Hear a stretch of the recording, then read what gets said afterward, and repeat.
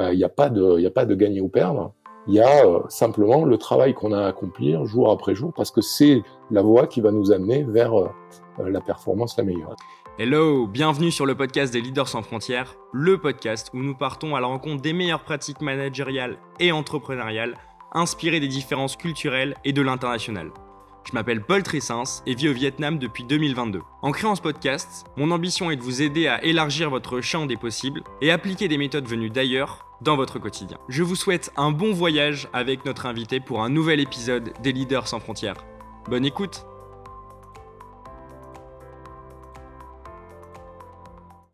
Salut Philippe, bienvenue dans le podcast des Leaders sans frontières. Bonjour. Merci d'avoir accepté l'invitation. Ce que je te propose dans un premier temps, pour commencer, c'est que tu te présentes, que tu nous dises qui tu es, ce que tu fais et aussi d'où tu viens. Alors, je m'appelle Philippe Presti, je suis français, je viens du sud-ouest de la France, Bassin-Arcachon. J'ai une histoire avec la voile olympique. J'ai eu la chance de participer aux Jeux olympiques à 2 reprises. 2 titres de champion du monde, donc voilà, athlète de haut niveau. Et ensuite, j'ai basculé sur la voile professionnelle avec quand on fait de la voile, on fait soit de la course au large, soit la Coupe d'Amérique. Et mon passé m'a amené vers la Coupe d'Amérique. Et j'ai eu la chance formidable de me faire drafter pour barrer le défi français. C'était en 2003 à Auckland. Voilà, donc ça a été un changement radical dans ma vie, parce que enfin voilà, dès que je me suis retrouvé sur ces bateaux énormes, on est 18 à bord, cette puissance, les gens qui bossent ensemble, la technologie, là je me suis dit là c'est moi, là, je lâche plus. Et du coup j'ai fait carrière, si on peut dire, dans ce domaine-là, comme skipper barreur. Donc voilà, d'abord un petit défi, le défi français en 2003, on est quart de finaliste, c'était un peu, mais c'était mon pied à l'étrier. Derrière, j'ai enchaîné sur un syndicat italien, moitié américain. Donc là, première vraie expérience internationale, en tout cas dans l'équipe et dans le management, parce que quand on est skipper dans le bateau, en fait, on manage un petit groupe de, voilà, on est chef d'orchestre à l'intérieur du bateau. On essaie de faire en sorte que tout fonctionne bien. Cette campagne-là, je me souviens, on avait une vingtaine de nations, et à bord, j'avais 10 nations différentes. Un japonais, un chinois, des américains. Donc voilà, faut s'adapter à ça. Et puis voilà, cette campagne, on a réussi à faire finaliste de la Vuitton. On n'a pas réussi à gagner la coupe, mais on s'en rapproché. Et après, bon voilà, les cheveux grisonnants et l'envie de continuer à apporter à l'équipe, parce que ce qui est le plus important, c'est vraiment cette dynamique, cette énergie, m'ont conduit à passer de l'autre côté de la barrière, donc plus sportif, mais entraîneur, coach, manager. Expérience avec les États-Unis en 2010 et une première victoire dans la coupe, sur des trimarans géants. Enfin, c'est des bateaux incroyables.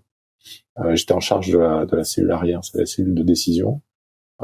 Barreur, stratège, tacticien, voilà. Donc manager cette cellule pour prendre les meilleures décisions possibles, résister à la pression, etc. Et puis la beauté de la Coupe d'Amérique, c'est quand on la gagne, on a la possibilité de la développer, de développer une vision de ce qu'on aimerait de la voile du futur. Et Larry Ellison, le patron d'Oracle, et Russell Coutts, qui était notre CEO, nous ont amenés dans cette dynamique-là, et on s'est retrouvés à défendre la coupe à San Francisco sur un format complètement inédit, avec des bateaux incroyables, des multicoques qui se sont mis à voler, quoi. Et là, ça a été vraiment un tournant dans ma carrière. Enfin, c'était incroyable, parce qu'on avait, maintenant ça paraît, c'était il y a 10 ans. Aujourd'hui, on voit tous les bateaux qui volent, le Vendée Globe, les ultimes, les planches à voile, à l'époque, ça n'existait pas. C'était vraiment une découverte. Toi, du coup, t'étais avec les États-Unis, donc la Team Oracle en 2010, 2013, 2017. Ensuite, tu reviens chez Luna Rossa en 2020, et actuellement, c'est là où tu es pour la Coupe de l'Amérique qui va se passer l'année prochaine. On connaît bien dans le le monde de la voile en France et même dans le grand public français, les grands athlètes qui font de la course en solitaire sont connus, un peu moins sur le match racing où c'est des bateaux qui s'affrontent en un contre un. Est-ce que tu peux expliquer ces principes de match racing et de Coupe de l'America's Cup, parce que tu parles de Louis Vuitton Cup et d'America's Cup? La Coupe América, c'est le plus ancien trophée sportif existant. Le premier athlète à recevoir, enfin, c'était pas des athlètes, c'était des marins, mais à recevoir le trophée, il l'a reçu des mains de la reine Victoria en 1850. Et depuis, ça perdure à un rythme de tous les 4 ans. Et l'idée, c'est l'idée du duel.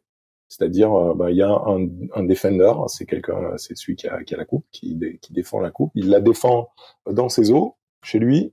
Et il a un certain nombre de capacités pour choisir le type d'outil pour le type de bateau.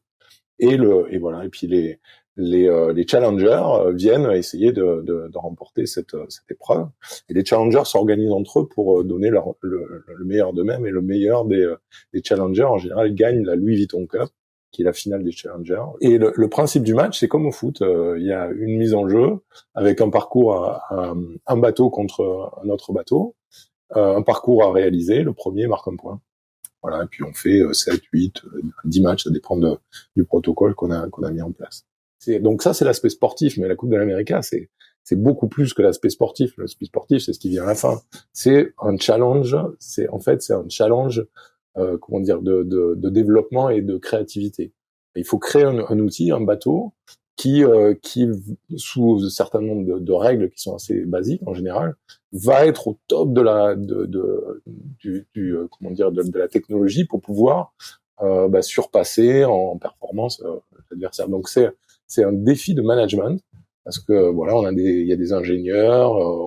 En général, c'est comme une start-up, c'est-à-dire s'il y a un donneur d'ordre qui a une vision et qui recrute des gens qui vont manager des équipes de designers, des équipes de designers, c'est des architectes. Mais voilà, c'est des architectes dans tous les secteurs de l'architecture. Nous, on a des gens de l'aérospatial, on a des mécaniciens, on a des hydrauliciens. Enfin voilà, il y a beaucoup de corps de métier. Et ensuite, voilà, il faut manager ces gens-là pour proposer le meilleur outil. Il faut le construire cet outil-là. Donc, il faut trouver des gens pour l'aspect. Et puis, au bout du compte, après, il va falloir faire la régate. C'est là que j'interviens. Mais en fait, j'interviens aussi dans tous les éléments parce qu'on construit un outil en fonction de la vision qu'on a de la régate.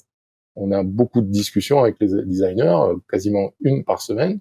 Ils nous font des propositions et nous, on leur donne notre vision. Comment gagner? Qu'est-ce qui va faire qu'on va gagner? Donc, ils peuvent nous proposer un avion de chasse, mais s'il peut pas tourner, on va pas pouvoir prendre cette solution-là parce qu'elle va pas nous permettre de fonctionner.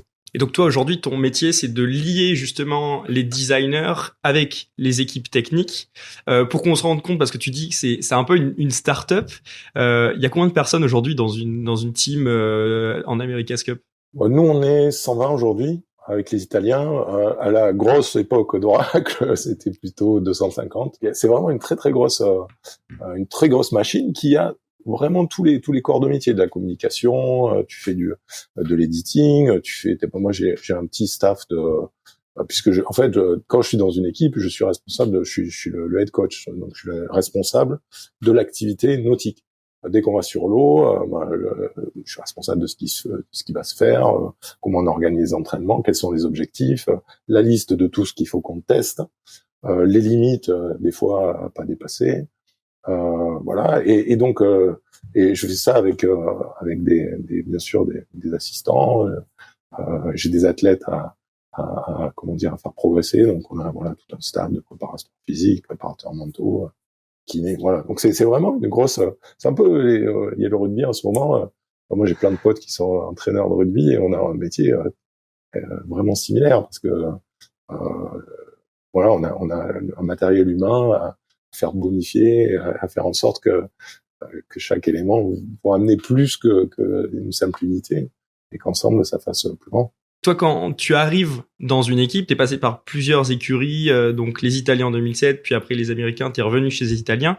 Qu'est-ce que tu mets en place justement comme méthode, comme outil pour prendre tes fonctions et démarrer ton poste en tant que coach? J'ai une façon de travailler qui est comment dire, je veux engager les gens. si j'ai un pouvoir, c'est celui d'intéresser les gens et de leur montrer que la décision leur appartient et que et j'ai une chance formidable parce que ces bateaux sont en développement. Moi, quand j'étais athlète, les bateaux, ils marchaient à 5 km/h. Les bateaux n'ont plus rien à voir. Donc moi, je peux pas expliquer aux gars que je coach, ah ouais, il faut faire comme ça, comme le footballeur. Donc mon pote entraîneur de foot, il va leur dire, ah ben non, mais nous, on faisait ça comme ça à l'époque et regarde-moi, tu progresses. Et ça, c'est pas possible parce que le futur, c'est eux qui créent le futur. Donc en fait, je me suis mis dans un mindset où je vais leur apporter une assise technique, c'est-à-dire je vais leur donner tous les éléments qui vont permettre de comprendre le problème, la problématique, et de résoudre les problèmes, parce qu'en fait, tu passes ta vie à résoudre c'est pas un problème. Un problème, c'est juste une solution on va trouver pour aller plus vite, pour mieux fonctionner. Donc voilà. Et dans mon job, je vais utiliser, par exemple, j'utilise une méthode qui s'appelle Reality Check. On est sans cesse, on a des tonnes de data, on a de la vidéo, etc. Et en fait, je vais réunir tout ça dans un soft où je vais pouvoir animer un débrief qui va être un débrief vivant où on va observer des moments qui sont des moments clés que j'ai identifiés, qui m'ont suggéré, que les designers m'ont suggéré, et puis on va résoudre le problème, on va regarder la réalité, on va partager ce qu'on imagine devoir faire, et on va se mettre d'accord pour réaliser la solution. Donc moi, je suis là, souvent j'ai une très très bonne idée de ce qu'il faudrait faire, en tout cas mon idée de ce qu'il faudrait faire. Et le pire qui puisse arriver, c'est que je l'annonce, que je leur dise. Parce que si je leur dis, déjà c'est mon idée, c'est pas la leur. Ensuite, il va y avoir, il peut y avoir de la défiance. La façon dont je vais l'exprimer, je suis assez français, je parle anglais, mais quand on parle un japonais ou un italien, voilà, les mots qu'on va utiliser vont être perçus différemment. Il a une vision qui est différente. Moi, j'ai une vision extérieure. Je passe sur le bateau. Le barreur, il regarde devant. Le wincher, il regarde derrière.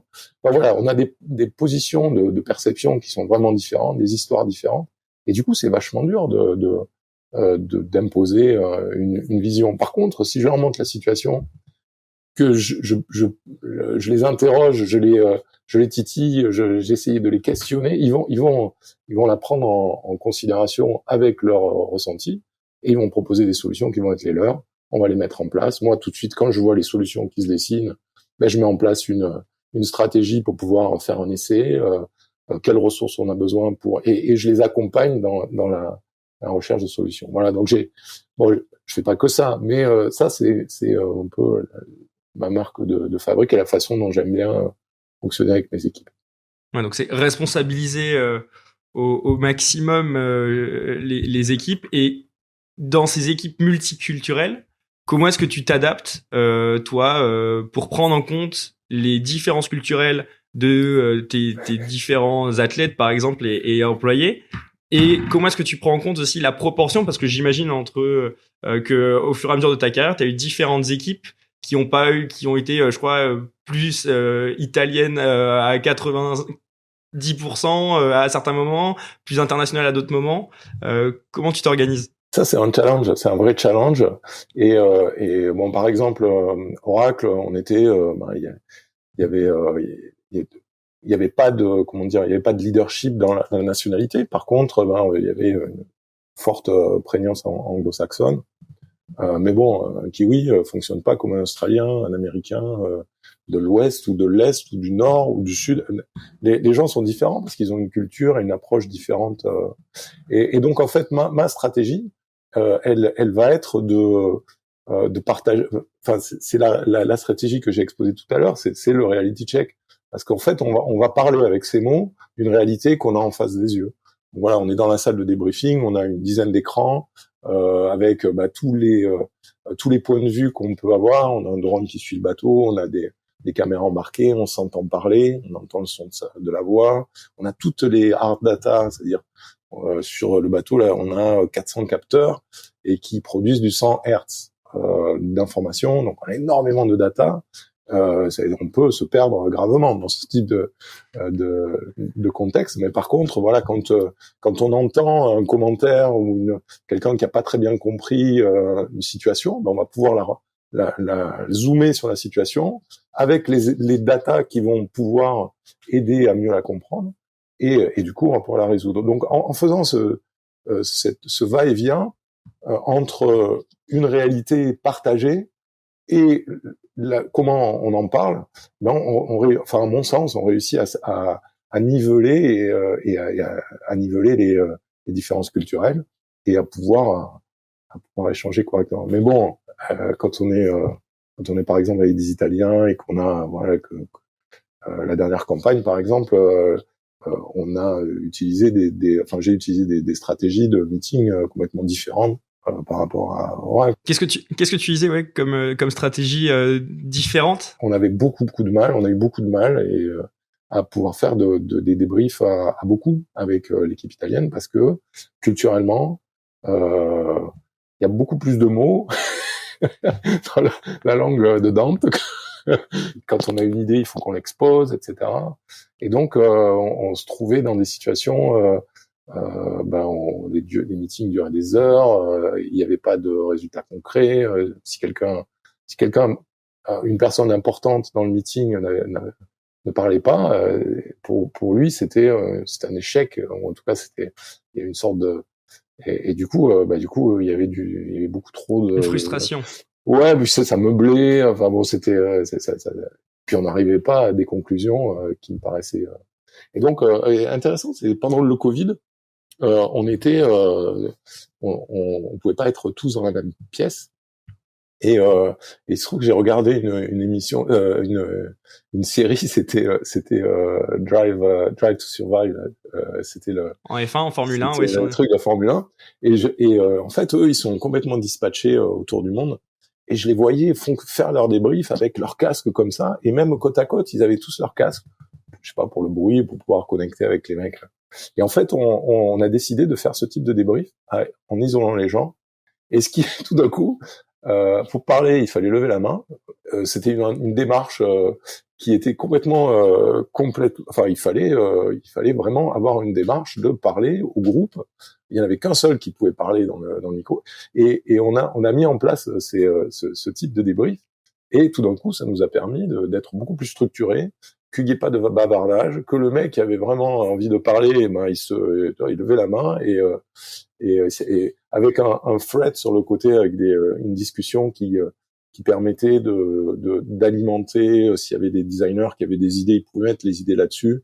Moi, j'animais en faisant parler les gens et on a trouvé vraiment une structure très intéressante voilà, faut s'adapter en fait. Hein. Quand on a des différentes cultures et des cultures, culture et culture d'entreprise également, faut s'adapter, faut essayer d'imaginer des solutions pour. Et le Covid nous a trouvé une solution qu'on n'avait pas imaginée. Toutes ces coupes de l'América t'ont né dans différents pays, notamment la Nouvelle-Zélande, les Bermudes. Actuellement, je crois que tu es en Espagne. Ça t'a emmené aux États-Unis aussi. Quelles sont les différences notables entre ces pays et par rapport aux environnements français que tu avais connus avant quand tu étais sportif de haut niveau pour l'équipe de France? Chaque pays a ses caractéristiques et on a nos caractéristiques, forces et faiblesses. Dans un environnement anglo-saxon comme l'anglais, c'est pas ma langue. Enfin, il y a une grosse différence entre évoluer dans une langue maternelle et évoluer dans une langue qui est pas ta langue maternelle. D'ailleurs, avec les Italiens, on essaye d'avoir un common ground. On essaye si on peut, de pouvoir parler anglais parce que c'est pas ma langue maternelle.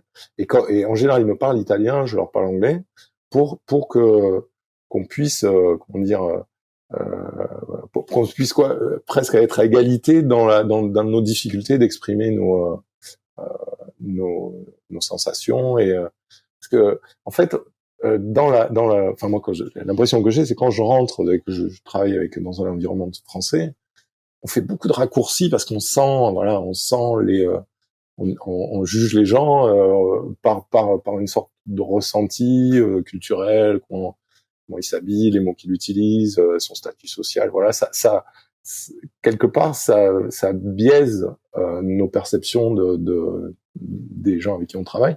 Alors, quand on est dans un environnement anglo-saxon, italien, je travaille avec des Japonais, des Chinois, comme on est ignorant de cet environnement, on s'embarrasse pas et on s'encombre pas de préjugés et c'est souvent plus pour fonctionner, c'est souvent assez intéressant et efficace.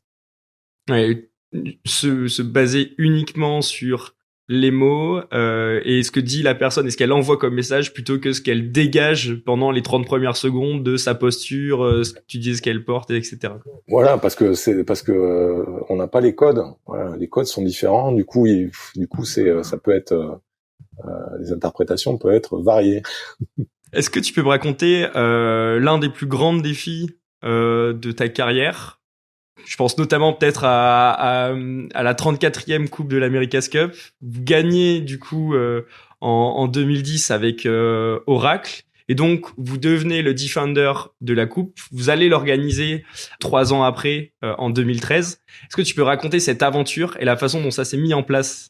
Au départ, en fait, c'est une vision, la vision de Larry de faire quelque chose qui s'est jamais fait avec des catamarans, parce que de façon historique, la Coupe d'Amérique, c'est des bateaux assez traditionnels, voilà, qui sont assez lents, très tactiques, très techniques.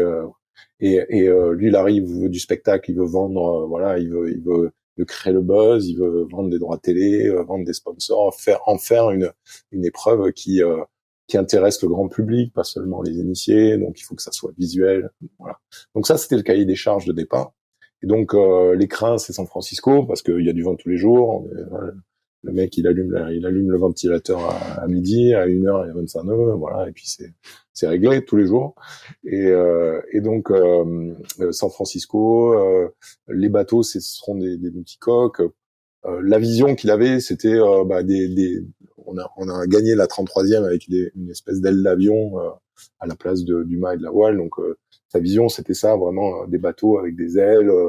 Ces bateaux Parce que c'est des bateaux qui sont très très très très larges, très très hauts, c'est ça? Est-ce que tu peux expliquer un petit peu les dimensions des bateaux? C'est des catamarans. Donc là, on avait des 72 pieds, donc ça va faire une vingtaine de mètres.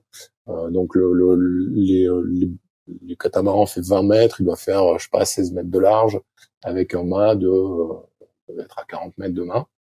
Mais en fait, c'est une voile, c'est plus grand que l'Airbus, le plus gros des Airbus. La voile, elle est plus grande que l'aile de ces gros avions. Donc c'est vraiment une surface. Voilà, il faut pouvoir maîtriser cette puissance. Et le clou du spectacle, en fait, c'était qu'on était parti sur donc c'était les bateaux de la route du Rhum, un peu boostés.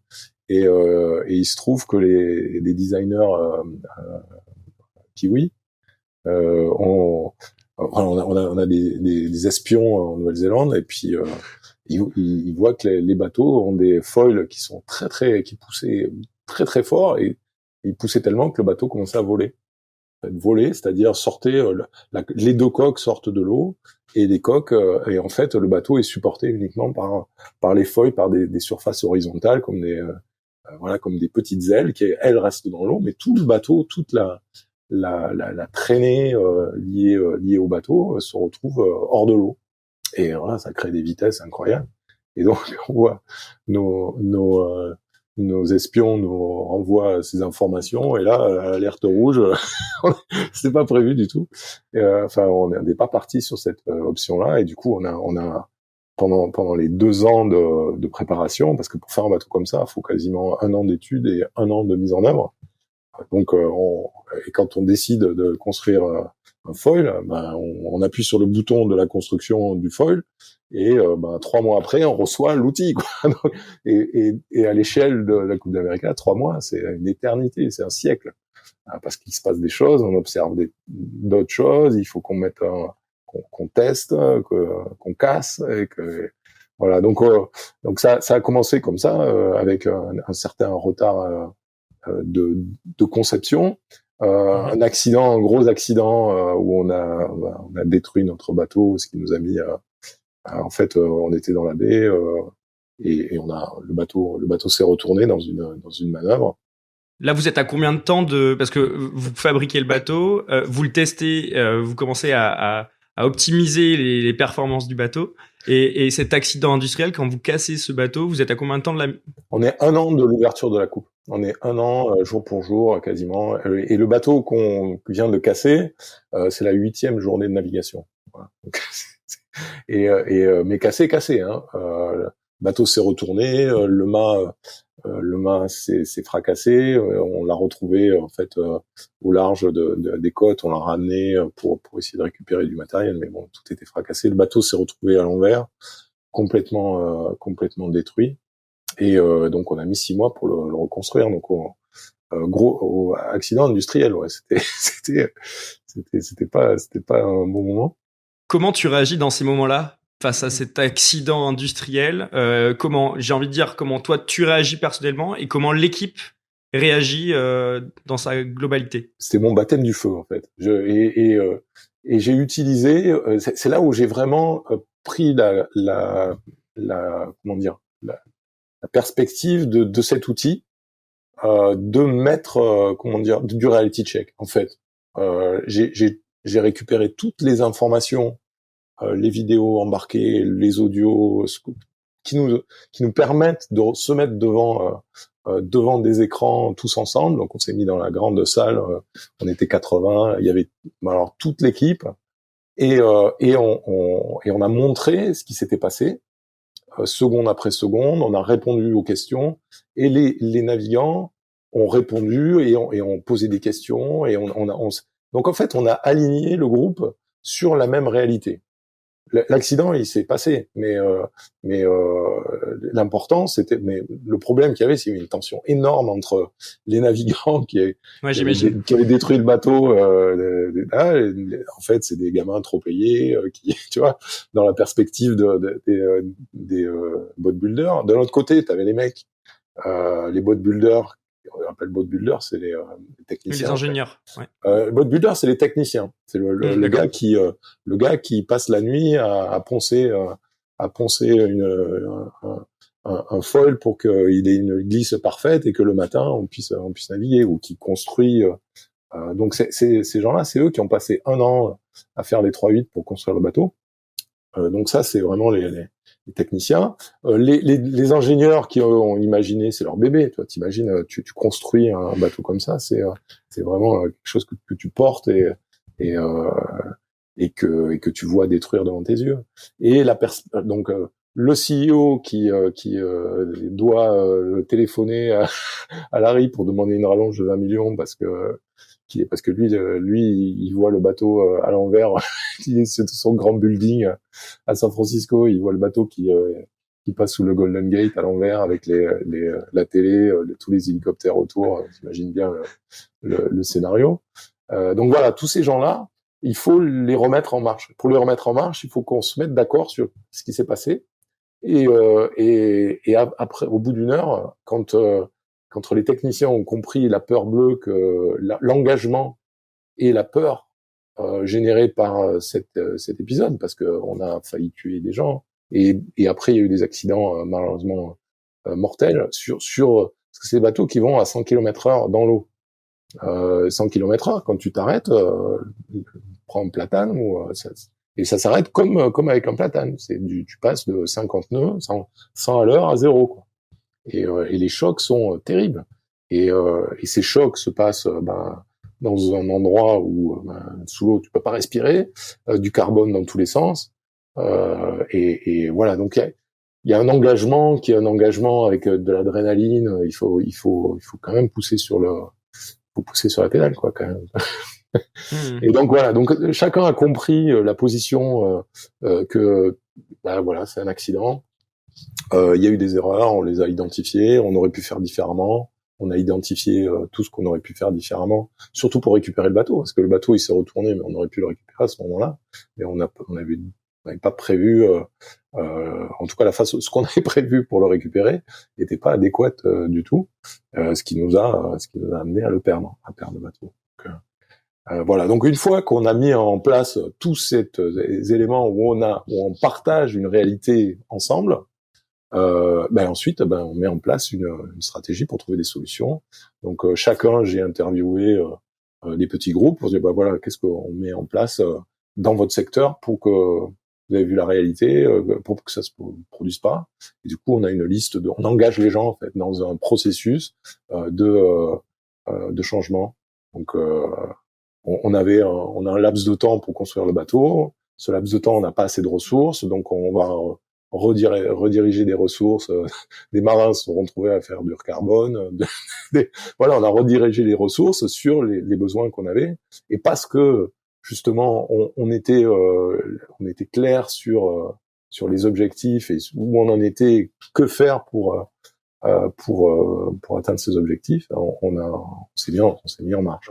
Et j'ai eu la chance de pouvoir mettre en place parce que normalement, quand il y a un accident industriel, chacun balaye sous le tapis pour surtout pas être en face du canon du fusil, quoi. On essaye de cacher. Et là, non, pas possible, parce que voilà, on est en face de son discours. Moi, j'annonce une manœuvre, le Jimmy fait quelque chose, on l'entend parler, on voit ce qui a été réalisé, on voit les limites aussi du design qui ont amené cet accident, etc. Donc voilà, quand il y a un accident, il y a toujours une multitude de déterminants qui créent les conditions de cet accident. Donc ça permet en fait on est tous embarqués sur une réalité partagée. Tu parlais tout à l'heure du CEO qui doit appeler l'investisseur pour ajouter, etc. Comment est-ce que vous faites dans cette situation où toi, tu as la partie sportive, la partie design, vous avez les investisseurs, tu es un peu au centre de tout. Comment vous gérez, toi en tant que coach, le CEO et les quelques personnes à être au centre du maillage? Comment vous gérez cette situation? Au départ, l'accident, c'est l'accident. Le CEO a pris cette, déjà, il n'était pas là quand ça s'est passé. C'est pour ça que j'ai eu le sentiment d'avoir une sorte de, pas de plein pouvoir, mais il y avait une feuille blanche, tu vois, il y avait vraiment une feuille blanche. Je pense que si le CEO avait été là au moment où on avait fait ce débrief ou avant, ça serait pas du tout passé comme ça, puisqu'il aurait pris il aurait pris les décisions qui lui semblaient les meilleures. Mais toute la partie, on est ensemble, on va trouver les solutions ensemble, n'aurait pas existé. Et je suis persuadé que la solution finale aurait été vraiment différente, et surtout l'engagement des gens aurait été vraiment différente. Et cet accident industriel qui nous amène qui nous met vraiment dans une panade noire, parce qu'on se retrouve à la bourre grave, on est vraiment à la bourre. Et il faut réagir, il faut continuer. On a d'autres incidents qui sont des incidents de parcours également. Et le fait de s'être entraîné, d'être passé par les grilles de cet accident-là, nous a permis de pouvoir passer les autres problèmes de la même manière. Et même quand on était mené 8 à un moment, on a été je crois qu'on a été 8 à 0. Alors parce que c'est ça, vous passez cet événement, du coup l'équipe se remobilise et va reproduire un bateau pendant 1 an. 6 mois, ouais. 6 mois, on reconduit le bateau. Mais non seulement on reconstruit ce bateau, mais on en construit un deuxième, parce que le plan, c'était le premier bateau doit servir en développement. On a 6 mois pour vraiment essayer, vraiment, parce que c'est des bateaux qui n'existent pas, ça n'existe pas. Les bateaux qui volent, ça n'existe pas. Et donc il faut l'imaginer, mais après il faut l'essayer, et puis il faut trouver les solutions aux problèmes qui vont arriver. Il n'y a pas de souci, il va y avoir des problèmes. Et donc on a 6 mois avec ce bateau-là et ses développements, et on met à l'eau le bateau qui va nous servir pour faire la coupe. Mais si on n'a pas ces 6 mois-là, on met à l'eau un bateau qu'on connaît pas. Et derrière, en fait, on a choisi de continuer à travailler sur à réparer le bateau, tout en construisant le deuxième bateau avec un petit shift un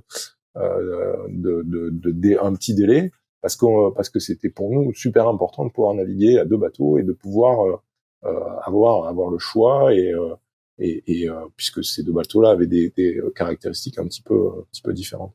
Donc on a ajouté du travail au travail. Et vous arrivez finalement à sortir donc un bateau pour le jour du début de la 34e Coupe de l'America's Cup.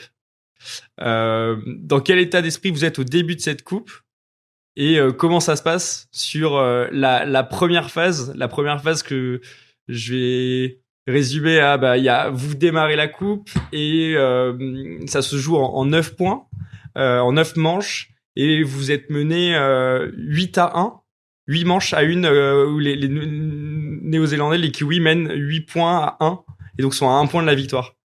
Donc comment vous démarrez cette expérience et après comment vous appréhendez les matchs? Donc en fait la coupe de l'Américain c'est un défi de design au départ et le premier et en fait les bateaux ne se rencontrent pas avant la première manche. Surtout s'il y a un des deux bateaux qui pense avoir un avantage, il va pas essayer il va surtout pas parce qu'après il y a le conceptant au début quand on démarre une campagne, le problème c'est l'argent. À la fin, c'est juste le temps. Voilà, on a une deadline et on peut pas aller plus loin que cette deadline. Le jour de livraison, c'est le jour du dernier jour de la finale.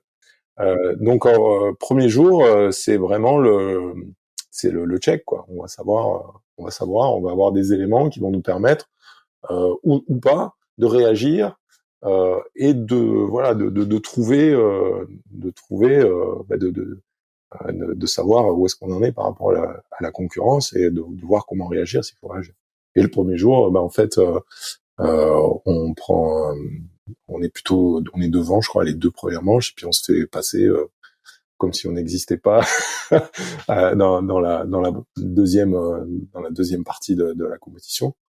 Et donc tout de suite, ça a été un reality check et j'ai mis en place cette même méthode où il faut analyser fort et regarder la réalité par toutes les perspectives possibles pour donc voilà, on voit le bateau adversaire, notre bateau, savoir si nous on était à 100% de notre potentiel, dans quelle phase où on était défaillant et pour pouvoir vraiment avoir une bonne idée de ce qu'il fallait faire pour changer la donne.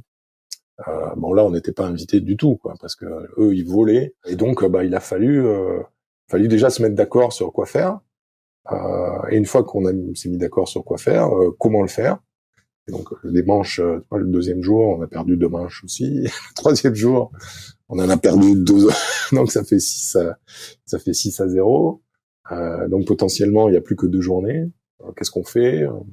Donc beaucoup d'éléments techniques à adapter. Et voilà. Donc ça a été vraiment la démarche jour après jour, avec l'épée qui est au-dessus de la tête, de pouvoir continuer à avoir une attitude la plus objective possible pour pouvoir prendre des décisions, parce que chaque décision pouvait être fatale. Il suffit qu'il y ait un petit problème technique, une paille dans une pompe et la coupe est perdue.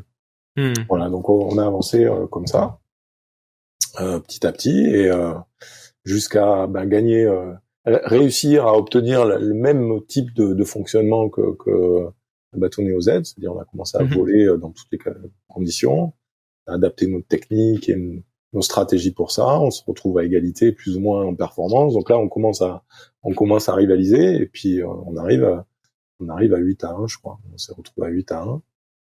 Donc là, les Kiwis qui sont à une manche de la victoire, comment on réagit? Parce que moi, j'ai souvenir d'un interview du barreur du bateau d'Oracle, du coup Jimmy Spithill, qui est interrogé et a une pression médiatique. Vous avez tous une pression médiatique énorme parce que vous êtes à 1 point. Les Kiwis sont à 1 point de la victoire. Et il a une réponse. Il a une confiance totale en l'équipe. Est-ce que tu peux raconter ce moment? Jimmy, c'est quelqu'un avec qui je travaille depuis maintenant une vingtaine, plus de 20 ans. Je l'ai connu très jeune, donc on a vraiment un rapport de coaching qui est un rapport très très fort. Et donc quand on coach une équipe, il faut créer un mindset en fait. il y a deux. Moi, je vais pas. Comment dire? Moi, je vais pas aller à la guerre pour eux. Enfin, je vais aller à la guerre pour eux, mais eux, c'est eux qui vont, c'est eux qui vont aller sur le champ de bataille. Mais il faut créer un mindset qui soit et surtout quand tu vas sur la conférence de presse, parce que c'est un moment où tu peux te faire vraiment défoncer. Parce que les journalistes, ils sont là pour le sang et les larmes, quoi. C'est ce qui est. Et donc, en fait, on va créer un mindset. Euh, la semaine avant, voilà, on était à 4-0, je leur envoie un message aux 4-5 gens importants, en leur disant, mais voilà, on est dans une phase de progrès. Notre mindset, c'est, on va rien lâcher parce que on a des donneurs d'ordre qui ont confiance en nous. On a une stratégie. La stratégie, c'est de trouver les petits éléments du puzzle qui vont faire que techniquement on progresse. Tout le monde est engagé dans cette stratégie. On a une méthode qui fonctionne. Y arriver, je sais pas si on va y arriver. Peut-être qu'on va y arriver. Mais tous les jours, on va progresser. Et en établissant cette stratégie-là, et en ayant ce mindset de confiance en nos outils, on va se rapprocher de la victoire. Et c'est le seul moyen de créer la victoire, c'est de créer cet état d'esprit où il n'y a pas de gagner ou perdre. Il y a simplement le travail qu'on a à accomplir jour après jour, parce que c'est la voie qui va nous amener vers la performance la meilleure. C'est possible. Comment on fait? On fait ça. On y croit parce que y arriver. Peut-être qu'on va y arriver, peut-être pas, mais en tout cas, on se donne les moyens pour y arriver. Et donc voilà, c'était vraiment ça le mindset de l'équipe. C'était ça. Et Jimmy, lui, il l'a traduit. On est à 8-1, mais il dit mais non, nous on va pas lâcher. Imaginez que là s'ils perdent, vous imaginez le cataclysme que ça va faire. Ils ont l'impression qu'ils l'ont dans la poche. Et aussi ce qu'on avait identifié, c'était le skipper. On savait que quand c'était tendu, il n'était pas invité. Et il est un mec, un talent incroyable, mais par contre assez fragile. Et tout leur environnement était tellement construit pour gagner. En tout cas, ils étaient tellement sûrs de leur force qu'ils avaient construit un environnement qui était un environnement où le doute était, enfin, ils allaient gagner, quoi. Ils l'avaient dans la poche, c'était sûr. Et donc, si tu peux mettre une petite paille dans cet engrenage, c'est difficile quand t'es sûr d'avoir gagné de voir le machin partir. C'est super dur. Et donc, on est rentré dans ce jeu-là, de créer un environnement de travail, un mindset de gagner ou perdre, je sais pas, mais par contre, on travaille et on a les éléments pour faire progresser le bateau et pour prendre de meilleures décisions. Et jusqu'à présent, tout le monde voit que le bateau progresse et on n'est plus à la ramasse comme les premiers jours. Et ils sentent le souffle sur notre souffle chaud sur la nuque. Et donc voilà, il y avait vraiment ce mindset-là. Et lui, il l'a traduit en imagine if they lost from here, you know. Imagine. Oui, cette phrase assez mythique en conférence de presse qui fait que tout le monde est tombé sur le cul parce que autant dans notre environnement d'équipe, bah c'était juste naturel parce que c'était et puis en plus ça galvanisait le message qu'on mettait en place, les mecs qui bossaient jour et nuit comme des fous pour faire en sorte que le bateau se développe, quoi. Il y avait plus un qui lâchait, quoi. Et du coup ça galvanisait notre équipe, ça a mis mais il parle de quoi là? Les journalistes ils disaient mais de quoi il parle là il va perdre, quoi. Moi tous les journalistes français m'appelaient en me disant on peut vous appeler demain parce que vous allez perdre, on aimerait avoir vos réactions. C'est génial. Et du coup ça a mis un peu le doute chez nos collègues et techniquement on progressait. Donc voilà, on n'en était plus et voilà, et puis ça c'est après il faut avoir un peu de réussite. Mais tous les ingrédients du comeback étaient réunis là-dedans. C'est-à-dire un mindset de on n'y croit pas parce que on rêve, on y croit parce qu'on a une démarche. Voilà, on a cette démarche-là. On sait, on a ce reality check qui permet d'avoir une idée très précise de ce qu'on produit et de ce qu'on veut changer par rapport à l'évolution de nos adversaires. Donc voilà, on peut se jauger, on engage les gens. Voilà, on avait un problème de virement, voilà, le bateau ralentissait, on est devant ça tous. Ouais. Et puis c'est la problématique du comeback, elle est énorme. Voilà, on perd, mais on perd on est à 10 km/h plus lent c'est énorme. Mais par contre, on va aller chercher les petits éléments. Le virement, c'est un petit problème. On perd un peu. Comment on va faire? Donc, on va gratter sur un petit élément. On va résoudre un petit problème du gros problème. Et on va se focaliser là-dessus. Et là, on va trouver des intervenants qui, pour eux, c'est là, quand on lui dit, au wincher, non, il n'y a pas assez de puissance dans la pompe pour pouvoir faire descendre la board à ce moment-là. Alors lui, il est là, il n'y a pas assez de puissance. Alors comment je peux faire? Donc, il trouve des solutions pour résoudre ce petit problème-là de puissance de la pompe qui va permettre d'avoir un virement de meilleure qualité, qui va faire gagner 1/10 ou 2/10.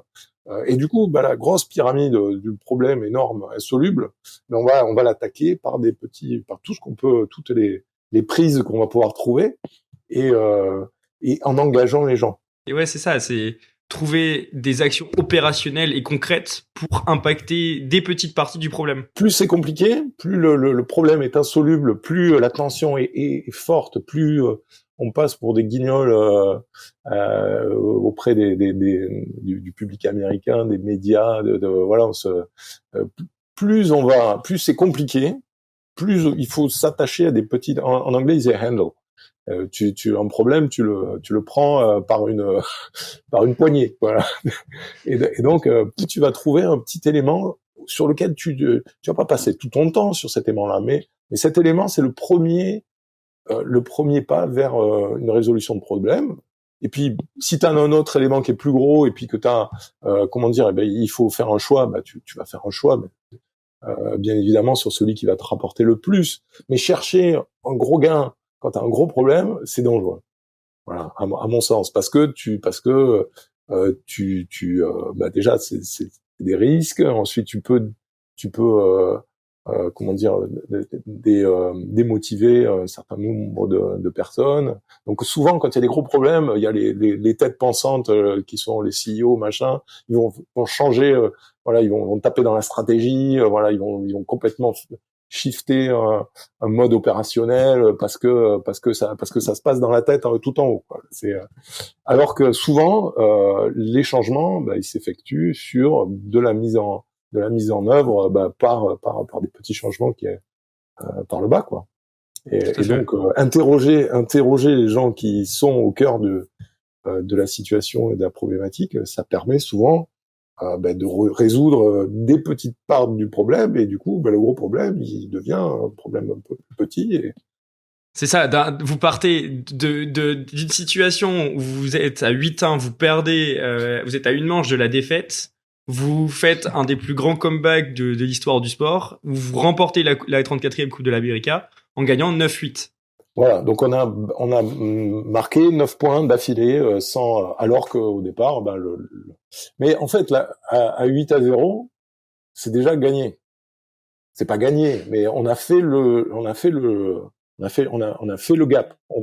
Après il faut continuer, et même à 8-8, il faut continuer. Et moi j'étais prêt à que ça continue. Je savais que ça allait s'arrêter, mais j'avais des idées pour. Voilà, c'est dans une démarche de progrès et de développement et de résolution de problèmes. Et ce qui est génial, c'est que après, quand tu racontes l'histoire, ou quand les 100 personnes qui sont vraiment intervenues dans ce projet-là ont leur vision, ont une perception et de cet épisode-là et de leur réussite, parce que justement ils ont été responsabilisés, et ils avaient une part de cette réussite-là, parce que ils étaient la part de la réussite. Je vais faire un parallèle avec la situation actuelle. Aujourd'hui, tu es coach toujours pour l'America's Cup de Luna Rossa Prada, donc des Italiens avec qui tu travailles aujourd'hui. En parallèle, tu travailles également pour CLGP, pour la team USA. Donc, est-ce que tu peux nous expliquer dans un premier temps ce que c'est que CLGP alors, ton histoire, je vais la résumer rapidement. Tu as commencé en 2019 avec les Australiens, où tu gagnes la première édition, et ensuite tu bascules depuis 3 éditions avec les États-Unis et Jimmy Spithill.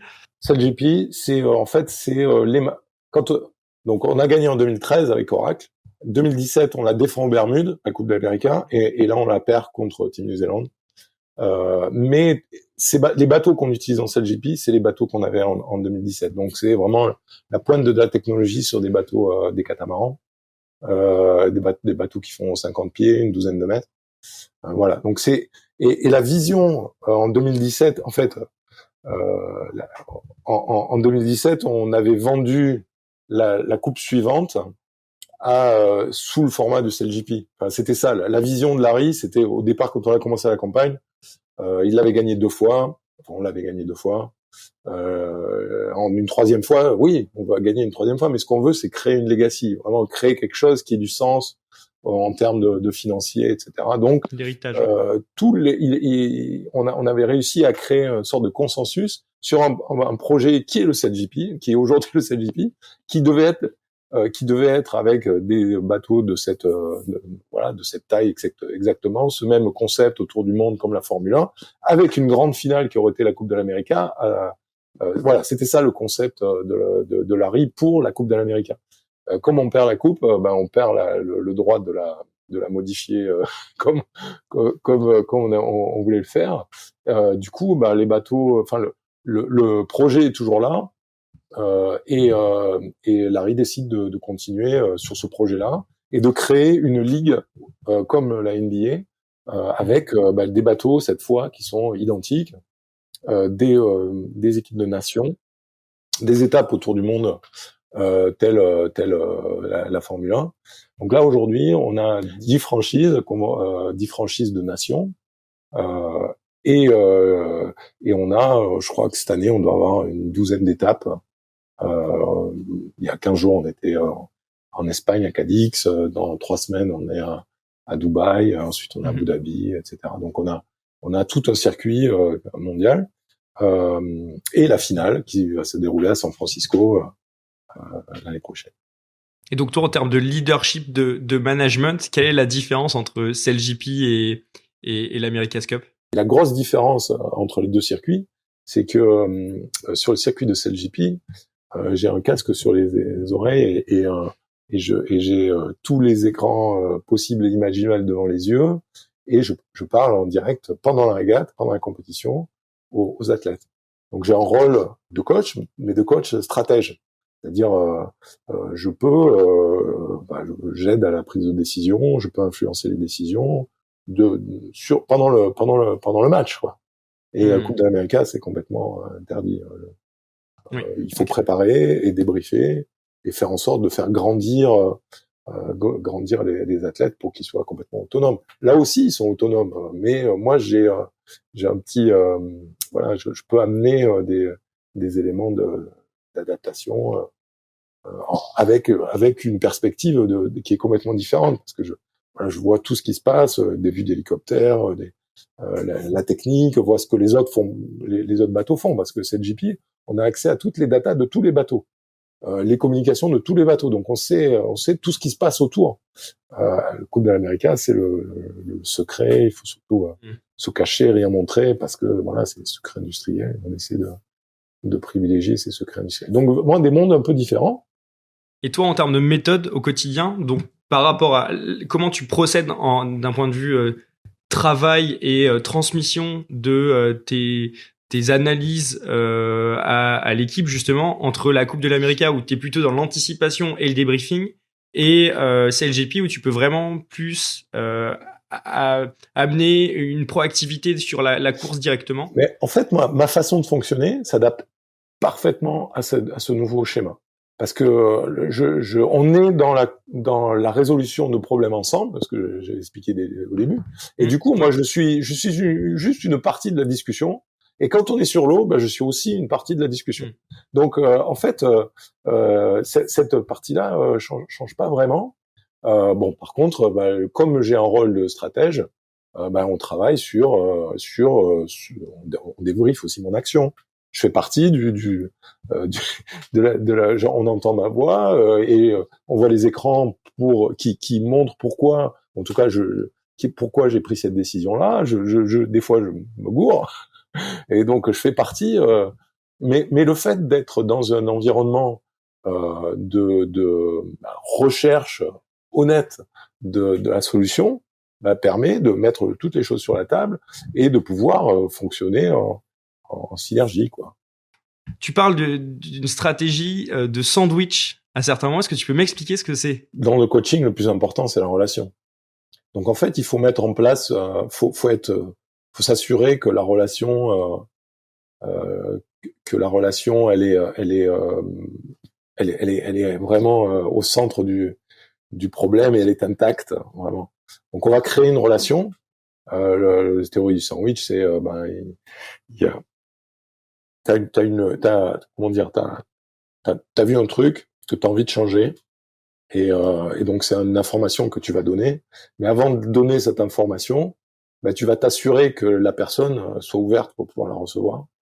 Tu reconnais ce qui est positif et tu partages ça avec la personne. C'est le pain. et tu vas quand même lui donner à manger parce que si tu donnes que du positif, ça sert à rien. Si c'est du fake positif, c'est du pain de mie, il va s'en mettre plein les doigts, c'est affreux. Et puis tu finis quand même la situation avec moi j'appelle les action items. Qu'est-ce qu'on fait? Donc tu donnes un élément qui va être un élément engageant, qui va permettre de rentrer dans la situation. Tu vas délivrer ton message une fois que les portes sont ouvertes, une fois que le message est délivré en posant plus de questions que tu vas donner de statements, tu vas aider à trouver des solutions, des solutions de mise en œuvre. Qu'est-ce qu'on fait, quoi? Contextualiser, apporter du positif pour justement avoir ce maintien social et après amener un message principal en expliquant encore une fois à différents échelons, l'échelon stratégique, tactique et opérationnel, comment mettre en place l'ensemble des éléments. Exactement. Et là, tu me parlais des différentes de cultures. C'est super important parce que tu as des cultures qui acceptent pas, enfin qui mangent pas les mêmes trucs. L'italien, son sandwich, c'est la pizza. Et et l'américain, il met n'importe quoi au milieu du pain. Donc non, mais je veux dire, la différence de culture va être super importante dans la façon dont tu vas créer cette relation qui va permettre l'écoute et qui va aussi permettre le changement. Donc être à l'écoute des perceptions de l'autre, c'est bon. Enfin, c'est le rôle du coach. J'ai quelques questions pour terminer cette interview à te poser, qui sont un peu des questions liées à mon podcast. Une première, c'est comment est-ce que tu continues de progresser aujourd'hui? Progresser aujourd'hui. Alors, je suis quelqu'un de curieux. J'adore des plateformes style TED Talk ou des podcasts. Techniquement, je veux être je veux être pas au même niveau parce que voilà, j'ai 58 ans, j'ai plus le physique des athlètes, mais je trouve des moyens pour pouvoir être avec eux sur des disciplines techniques. Voilà. Aujourd'hui, je fais du wing foil, c'est une espèce de planche de planche de surf avec un foil dessous et puis on a comme une voile qu'on tient à la main parce que c'est l'outil et l'objet qui me permet de pouvoir naviguer avec eux parce que c'est les gamins, c'est ce qu'ils font et qui me permet de pouvoir créer un langage commun parce que on a une sensation sur ces petits bateaux, on peut la partager. Et après, quand on se retrouve en face des écrans et une attitude de bateau on peut utiliser des métaphores, on utilise des modèles qui correspondent à ça. Donc voilà, pour progresser, je veux être au top de ce qui se fait en matière de bateaux qui volent. Quel est le meilleur conseil qu'on t'ait donné de ta carrière? Conseil sportif. Alors c'est un mec qui s'appelle Sébastien Destremo, qui était dans le défi français. Voilà, j'étais pendant toute la campagne, pendant les 2 ans de campagne, j'étais le barreur skipper identifié. On commence à Louis Vuitton, je fais la moitié des régates et au bout de 5-6 régates, le management décide de me débarquer et voilà. Et moi j'étais clairement, j'avais pas du tout. On était à la rue, mais c'était l'équipe qui était comme ça, et moi je faisais partie de voilà. J'étais à la tête de gondole et j'avais choisi de faire quelque chose pour remuer un peu. Et donc je me retrouve débarqué et le meilleur conseil que m'ait donné ce gars-là, parce que moi en même temps je faisais la préparation olympique, je préparais, je crois que c'était les Jeux d'Athènes.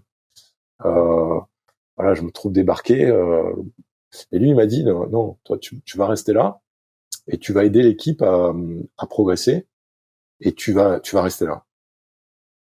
Parce que ta carrière elle est là et tu seras jugé sur la façon dont tu vas coller et tu vas coller à l'équipe. Et j'ai fait ça.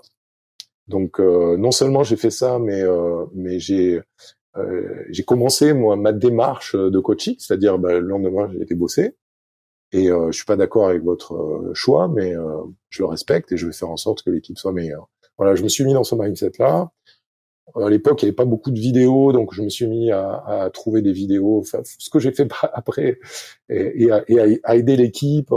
Et ce qui, ça m'a permis de mieux comprendre mon job. Ça a assis ma stature auprès des équipes, de toute l'équipe.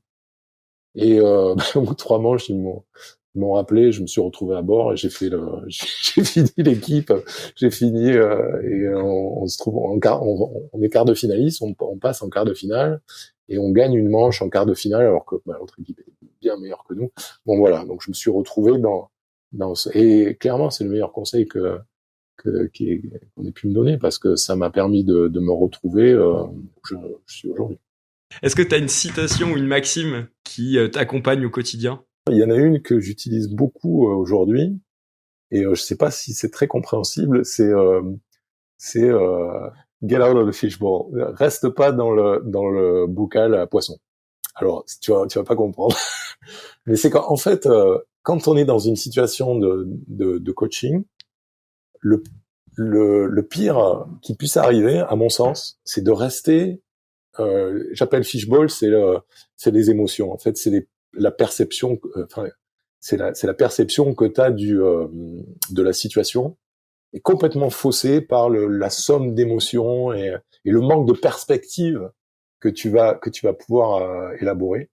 Et donc en fait, j'essaye de sortir du bocal à poisson et j'essaye d'augmenter la perception et que je peux avoir de la problématique, parce que quand t'es dans le bocal, t'es avec les autres, tu sens le feeling, t'es en train de perdre le match, tu t'énerves,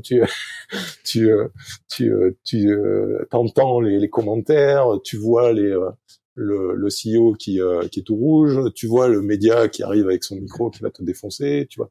Voilà, t'es dans la perception et il suffit de sortir de ce fishbowl pour pouvoir prendre du recul, de la perspective, et tout d'un coup tu vois pas la problématique. Pareil. Pour progresser, il faut sortir du fishbowl. Et comment tu fais justement dans ces situations, parce que là tu parles de situations à haute intensité, à haut stress, où à peu près toutes les mêmes personnes dans ton entourage proche sont dans un état potentiellement émotionnel assez similaire.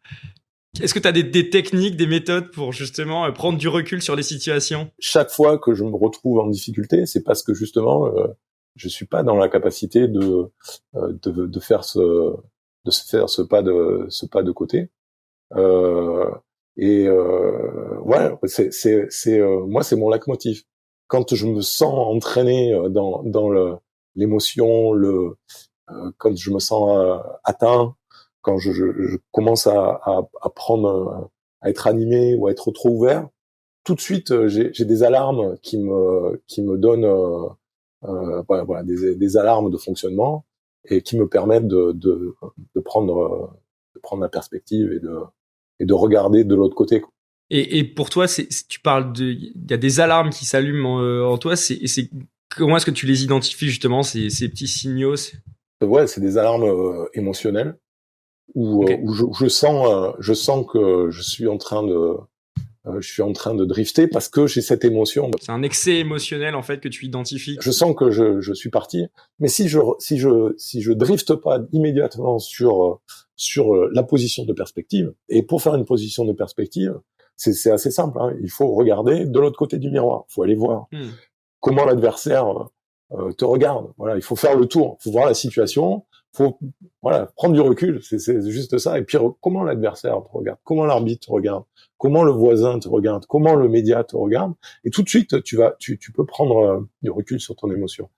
Donc avant une épreuve, j'ai un phénomène de, je me prépare mentalement, j'ai un SAS où j'établis tout ce que je vais faire, ce que je vais réaliser, je contextualise. C'est comme ce que je faisais quand j'étais athlète. Mais dans mon job, c'est la même chose. C'est-à-dire, avant d'arriver, ce qui est difficile dans mon job, c'est j'arrête pas de changer de contexte. C'est-à-dire, je passe 7GP, Luna Rossa, avec des gens différents, avec des endroits différents, des bateaux différents, des tensions différentes, un management différent. Donc, être capable, se préparer à un changement de contexte, ça te permet de dire, les alarmes qui vont s'allumer si je drift, ça va être une alarme émotionnelle, si je m'ouvre trop, si je me fais rentrer dedans, s'il y a de la tension, et je visualise comment je vais y remédier, quels vont être mes outils, je fais un plan, et ça se passera pas comme ça j'avais prévu, c'est pas grave, mais bon, t'es prêt mentalement pour sentir l'alarme qui se connecte et pouvoir réagir. Donc tu scénarises en fait et tu anticipes tout un tas de situations et de façon à être prêt mentalement et émotionnellement à absorber un choc, on va dire, ou un imprévu. Les choses qui peuvent être utiles au manager, c'est de la PNL. Hein, comment dire, ça s'appelle les niveaux logiques. En fait, tu pars de ce qu'il y a de base, c'est-à-dire où est-ce que t'es, le contexte. Je vais partir à Dubaï, je vais être dans tel contexte, tel hôtel. Donc tu construis un environnement pour te donner une espèce de cadre. Je vais coacher ces gars-là, je l'ai eu au téléphone, je vais faire ça. Donc t'es dans l'action, après tu essaies de t'élever, tu vois. Quel type de stratégie je vais utiliser. Donc là, t'es plus dans les stratégies. Et ensuite, tu vas essayer d'encore t'élever. Quelle émotion je vais essayer de faire passer, quelle croyance derrière ma voix, quelle valeur je vais mettre en œuvre, qu'est-ce qui est important pour moi. Et là, t'atteins tu vois, c'est des mecs comme Sinek parlent du why, quoi. Pourquoi tu fais ce que tu fais? Ouais, bien sûr. Pourquoi tu fais ce que tu fais? Donc tu pars vraiment du B à bas. Je vais prendre l'avion. Je vais dire au revoir à mes gamins. Il faut que je pense à mon passeport. Enfin, tu vois, c'est des conneries, mais tu te mets dans un environnement où tu as les pieds sur terre, et petit à petit, tu t'élèves vers pourquoi tu fais ce que tu fais, qu'est-ce qui t'éclate, quoi. Et en faisant ça, t'as toutes les chances de te retrouver préparé à ce qui peut arriver et qui va être certainement différent. Mais t'es dans l'action préparé, quoi. Et je fais ça chaque fois que je change de contexte, je fais ça pour être aligné, vraiment aligné au contexte que je vais rencontrer et aux problématiques qui vont. Parce que le plus important quand t'es dans un contexte, c'est d'être aligné avec tes valeurs et avec ce que tu vas faire et les gens autour de toi. Le pire, c'est d'être à contresens avec des gens qui n'ont pas les mêmes valeurs que toi. Et là, c'est là que tu réagis mal et tu te fais dépasser. Quel est ton indispensable? Alors, ce que j'appelle un indispensable, je vais contextualiser. C'est un livre, un outil, une application, une activité par exemple, un média type un podcast, un journal, un film qui t'accompagne au quotidien ou qui t'a servi dans tes différentes expériences. J'ai souvent ma guitare, donc c'est un truc qui est complètement hors contexte, qui me permet de déconnecter. Mais indispensable, j'essaie. Enfin, comment dire. Mon mindset, c'est moins c'est plus, quoi. C'est-à-dire, mon mindset, c'est vraiment éliminer tout ce qui est. Je suis capable je pense que, en tout cas, je voudrais être capable d'être à poil, quoi. De pas avoir besoin que rien ne soit indispensable, que je puisse m'autosuffire, que je puisse réagir aux situations. Donc, j'utilise énormément de technologies. Mais je peux aussi rien utiliser comme technologie. Voilà. Et je pense que c'est super important de pouvoir, parce que quand qui dit indispensable dit quand tu l'as pas, tu fais quoi? Voilà. Et là, t'es en danger. Est-ce que tu peux prodiguer un conseil à une personne qui souhaite améliorer son leadership ou son management? Quelque chose d'actionnable? T'as des tonnes de types de leadership. Moi, j'ai envie de créer un environnement qui permette aux gens qui sont autour de moi d'embarquer les gens, en fait. Pour moi, tout ce que je t'ai expliqué en disant si j'ai une très bonne idée, surtout je la donne pas. Par contre, je vais faire en sorte que mes collaborateurs, les gens autour de moi, comprennent, voient la situation problème et fournissent des réponses qui vont être les leurs et qui vont mettre en œuvre. Voilà. Pour moi, le summum du leadership, c'est ça. C'est-à-dire que personne n'est au courant que c'est toi qui que c'est toi qui est le leader et qui a fait en sorte que la machine avance. Mais elle avance et elle avance grâce aux gens que tu as autour de toi.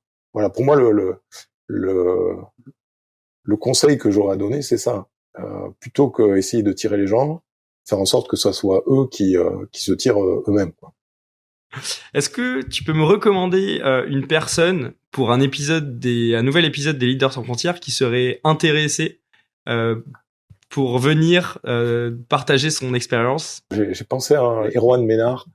C'est un ingénieur français qui est parti il doit être depuis une vingtaine d'années aux États-Unis et qui a développé l'idée des boîtes dans la tech.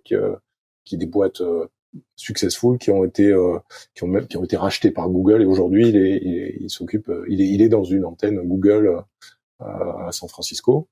Donc si tu es capable de l'intéresser, je te donnerai ses coordonnées. Avec plaisir pour le contacter, ouais, sans problème. Où est-ce qu'on peut te suivre ou te contacter aujourd'hui? Les réseaux sociaux, Facebook, Insta, LinkedIn. LinkedIn, ouais. Okay. Voilà. Super. En général, je suis intéressé à poser des questions. J'essaie de répondre. Super. Bah, écoute, merci beaucoup Philippe pour cet échange. Pas de quoi, avec plaisir.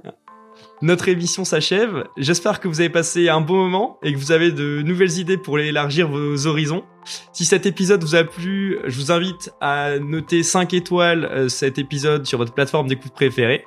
Et si vous souhaitez rejoindre la communauté des Leaders sans frontières, vous pouvez me retrouver sur LinkedIn ou sur Instagram. Je vous dis à très vite pour un nouvel épisode des Leaders sans frontières. Au revoir.